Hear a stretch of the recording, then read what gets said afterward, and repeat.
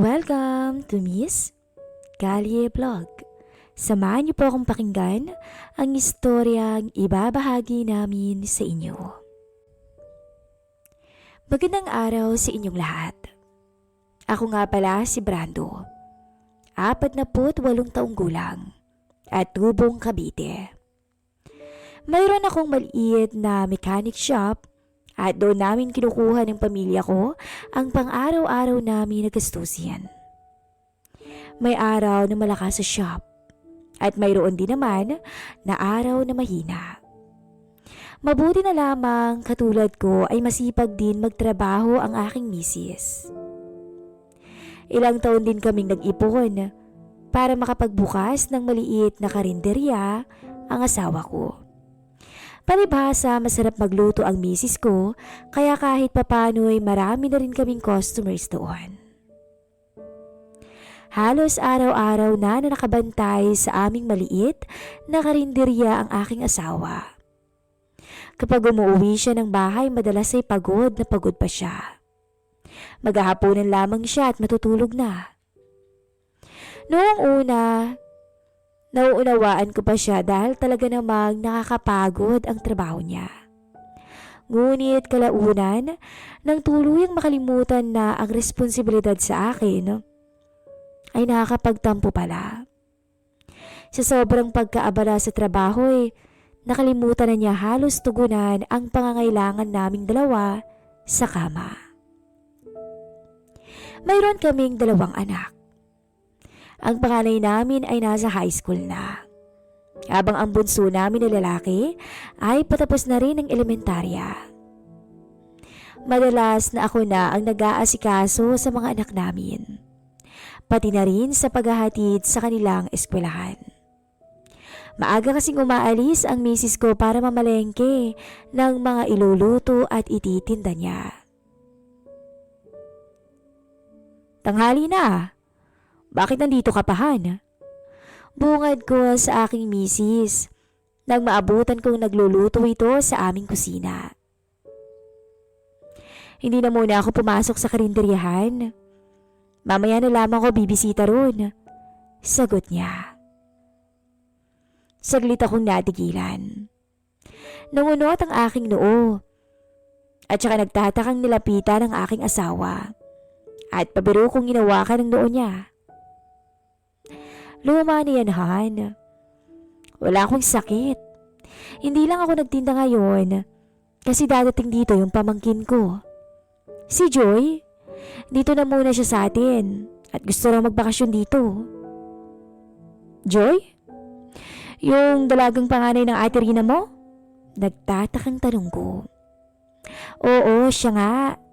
Siguro malapit na yun. Ang sabi ni ate, kaninang alas 5 parang madaling araw yun bumiyahe. Saad ni Mrs. Tumango ako at naupo na sa pagkainan. Kaagad naman akong pinagtimpla ng kape ng asawa ko. Nagpatuloy na rin siya sa pagluluto ng almusal namin. Maya-maya lang din ay bumaba na ang mga anak kong bagong gising lang din. Agad silang naupo sa harap ng mesa. At habang inaantay ang pagkain, ay nagkwentuhan muna kami. Bahagya akong napangiti. Yung mga ganito, ang miss na miss ko na.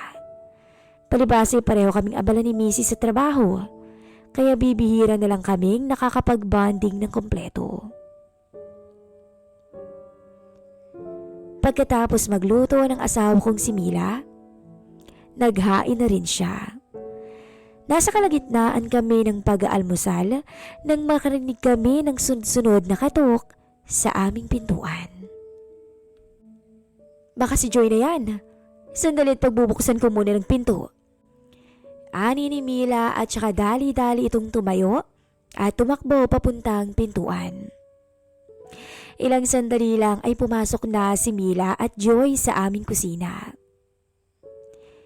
Natigilan ako nang makita kong dalagang-dalaga na pala talaga ang pamangkin ng misis ko. Kung hindi ako nagkakamali, ay 19 anyos na siya. Pero sa ayos, tindig, At paraan ng pananamit niya ay isa na talaga siyang tunay na binibini. Maganda si Joy. Makinis, maputi, slim, at malakas ang appeal sa mga lalaki. Kahit pa nga sa tulad kong may edad na, ay talagang hindi maiiwasang mapasulyap sa kanya. Palihim ko siyang pinagmasdan. Lalo't nakasuot lang siya ng manipis na sando na kulay lila ng mga oras na yun. Nakamaiksing short lang din siya at nakaladlad ang mahaba, maitim at pinong-pino nitong buhok. Para akong natulala sa aking kinauupuan. Idagdag mo pang parang bigla akong kinapos ng hininga dahil sa presensya ng dalaga. Hindi ko inaasahan na ganito na pala siya ngayon. Noong huli kong makita siya ay ang bata-bata pa niya at ay hilig pang maglaro sa kalye. Ibang-iba sa Joy na nasa harapan ko ngayon. Nang oras na yun, napailing ako bigla. Gusto kong batukan ang aking sarili dahil biglang nalaso ng isipan ko ng mistisang dalaga na nasa aking harapan. Tito Brando, kumusta po kayo? Pasensya na po, dito muna ako makikituloy sa inyo ha. Nakangiting ani ni Joy sa akin. Sabay lapit sa akin at maigpit akong niyakap.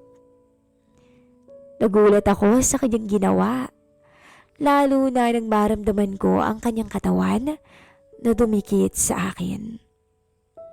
Mabuti na lamang at bumitaw rin naman siya sa akin kaagad. Baka kung ano pang maisip kong kalokohan. Walang problema iha. Hindi ka naman naiiba sa amin. Tsaka pareho naman kayong maganda lang tita mo kaya okay lang. Biro ko sa kanya. Natawa ang misis ko sa sinabi ko. O siya, bago ang lahat kumain na muna tayo ng umagahan. Sumabay ka na sa amin Joy at alam ko hindi ka pa kumakain. Ani ni Mila sa kanya. Tumayo ako at kumuha ng panibagong plato para sa aming bisita. Na ngayon ay nakaupo na sa tabi ko. Nang makabalik ako sa aking upuan, ay muli na rin ako nagpatuloy sa pag-aalmusal. Yun nga lang, natigilan ako ng aksidenteng may dantay niya ang kamay niya sa hita ko. Nagkatinginan kaming dalawa. Nakita ko ang bahagya niyang pagngisi sa naging reaksyon ko. Ngunit mas nagulat ako nang bahagya siyang humaplos sa ngiti. Mabuti na lang at di yun napansin ni Mrs. dahil sa sapi ng mesa na nakaharang. Kinabahan ako ng mga oras na yun. Napakapilya pala niya. Hindi man lang to natakot na baka mahuli siya ng asawa ko. Bagya akong napailing pero sa kabilang banda ay aminado kong nadala rin ako. Sa mga sumunod na araw ay mas lalong naging abala ang misis ko sa kanyang trabaho sa karinderya. Malapit na kasing magpiyesta rito sa lugar namin, kaya marami na naman ang tao at maraming kumakain sa karinderya. Ako naman ay madalas na sa hapon na lamang bumibisita sa mechanic shop ko. Dahil may mga tauhan naman ako ron. Si Joy naman, patuloy pa rin sa pagpapakita sa akin ng kakaibang motibo. Kaya parang naging pagsubok na rin to sa akin sa pang-araw-araw na nakakasama ko siya. May minsan pa nga na habang kumakain kami sa harap ng mesa at nasa harapan ko siya. Wala ang misis ko noon dahil abala sa karinderya kaya kaming dalawa lang ang nasa bahay. Tahimik lang ako noon. Tapos ay bigla akong kinalabit ang paa niya na unti-unting tumataas sa aking shorts. Hindi ako makapaniwalang pilit akong pinapasuko ng isang dalaga na malayo ang edad sa akin. Hindi ko alam kung anong dahilan niya, kung bakit siya ganun. Hindi ko rin naman siya magawang kausapin tungkol dito, pero minsang naikwento sa akin ng misis ko na nagka-boyfriend na raw ito. Pero 50 anyos ang edad ng lalaki. At nung malaman nga ng mga magulang niya ay pinagalitan raw si Joy at pinaghiwalay sila. Isang araw, bandang 4:00 ng hapon yun. Nasa salas ako at nanunood ng TV. Wala ang dalawa kong anak at parehong gumala sa mall at hapon pa ang balik nila. Kaming dalawa lamang ni Joy ang nasa bahay. To Brando, baka pwedeng pakuha ng tuwalya ko sa aking kwarto. Nakalimutan ko lang pong dalhin. Sigaw ni Joy. Bagya pa siyang nakadungaw sa pintuan ng CR. Mula sa kinuupuan ko'y pansin ko kaagad na wala na siyang suot. Lumakas ang tibok ng puso ko. Nagtungo ako sa kanyang silid at kinuha ang tuwalya niyang nakasampay sa likod ng pintuan. Pagkakuha ko noon, dumiretso na ako ng lakad papunta sa CR. Nakasarado na yon kaya kumatok pa ako. Binuksan ni Joy ang pintuan. At ang makita niya ako, ay kaagad niyang binuksan ng todo ang pintuan ng CR. Nanlaki ang mga mata ko nang masilayan ko ang lahat sa kanya. Para akong lalagnatin sa sitwasyon ko. Parang gusto ko nang magpabitag sa nais niya pero alam kong hindi pwede. Grabe ka naman pong makatingin dyan. Nakangising anya ng dalaga. Bagya akong tumawa at sumagot. Ano ba kasi itong ginagawa mo, iha? Wala naman akong ginagawa Pa-inosenteng tanong niya. Pero, kung gusto mo pong subukan, ayos lang din naman. Pilyang sabi niya sa akin. At sa puntong yun, doon na ako hindi nakapagpigil. Tuluyan na akong tumuloy ng banyo at kaagad siyang isinandala sa pader. Tsaka sinuyo ng halik na agad naman niyang tinugunan. At sa mga oras na yun, alam ko ang magiging kahihinatnan ng desisyon ko. Pero dinaan ko na lang sa salitang bahala na. Sa isip-isip ko, sa susunod ko na lang iintindihin. At ang mahalaga ay bigyang laya ko rin ang aking uhaw para sa dalaga. Wala namang naging pagtutol kay Joy. Dahil simula pa lang ay siya na ang nagbibigay motibo sa akin. At sa mga sandaling yun, ay binigay lang ni Joy ang lahat ng naisin ko para marating namin ang alapaap. Hinayaan niya akong pagsawaan ko siya sa loob ng banyo. Hindi ko alam kung ilang oras ang itinagal namin doon. Pero nang makontento kami, ay kaagad ko na siyang iniwanan doon dahil baka maabutan pa kami ni Mila. Hindi lang isang beses na may namagitan sa amin ni Joy. Sa tuwing naiiwan kaming dalawa sa bahay, ay dinadala ko siya sa kwarto namin para muling magkasala. Iniisip ko na lang na kaya siya napalapit sa akin ng ganoon ay para siya ang tumugon sa mga pagkukulang sa akin ng asawa ko sa kama. Kung minsan, pumupuslit pa kami ni Joy at nag-short time sa hotel. Natigil lang ang paglalaro namin ni Joy ng apoy nang matapos na ang kanyang bakasyon. Medyo nalungkot ako roon dahil sigurado kong matagal na ulit bago siya makakabalik. Isang taon na tahimik ang buhay ko. Pagkatapos ng bakasyon na yon ni Joy, hindi ko ikakaila na namimiss ko rin siya sa kama. Kaya laking pasasalamat ko nang sa sumunod na taon, pagkatapos ng school year ni Joy ay pinili niyang sa amin ulit magbakasyon. Pagkarating niya sa aming bahay, ay panay kaagad ang pahiwatig niya sa akin. Mabuti naman at bumalik ka pa, Joy. Hindi ka ba nakakulitan sa pinsan mo nung nakaraang bakasyon? Ani ni Mila sa kanya. Hindi naman po, Tita Mila.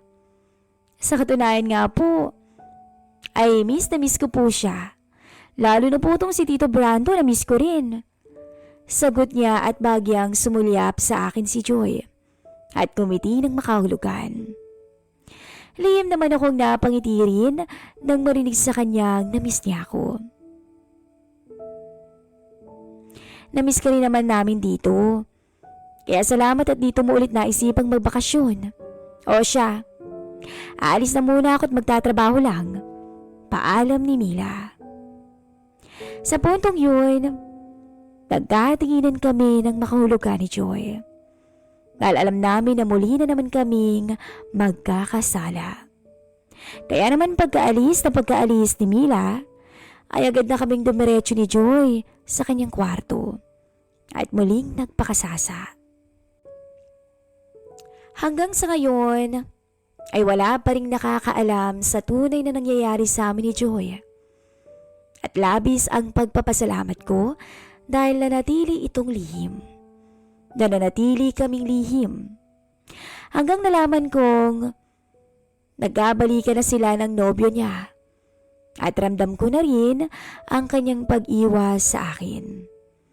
Pati sa text ay di na niya ako sinasagot. Kahit aminado akong nahulog ako sa kanya, ay nagparaya na lang din ako. Dahil kung iisipin ay kabaliwan lang na mahalin ko siya dahil may pamilya na ako.